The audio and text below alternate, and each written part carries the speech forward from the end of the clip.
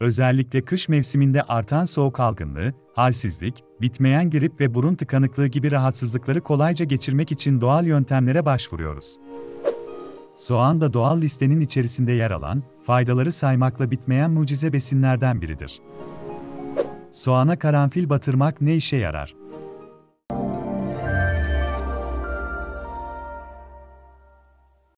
Geceleri ani öksürük nöbetlerine karşı uygulayabileceğiniz soğan ve karanfil ikilisiyle hızlıca hastalıklardan kurtulabilirsiniz. Hem kendinize hem de çocuklarınıza uygulayabileceğiniz bu yöntemle ilaca gerek kalmadan iyileşebilirsiniz. Soğana karanfili batırmanın faydaları. Soğan, soğuk algınlığı ve burun tıkanıklığı gibi mikrobiyal ve enfeksiyon kaynaklı rahatsızlıklarda antibiyotik görevi görerek, karanfil ise hoş kokusu ile solunum yollarını açarak rahatlamanızı sağlar. Hem israfı önleyen hem de şifa bulmanızı sağlayan bu yöntemi mutlaka evde deneyin.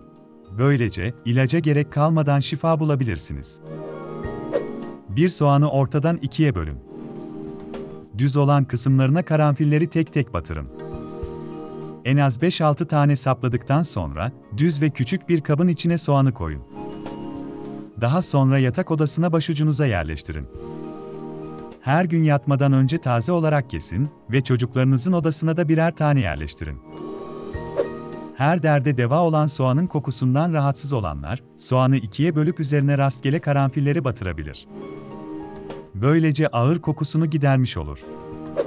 Kimi soğanın kabuklarını soyup ikiye bölerek odaya koyarken, kimi de kabuklu bir şekilde koymayı tercih etmektedir. Şifa olması dileğiyle. Daha fazla video için kanalımıza abone olmayı unutmayın.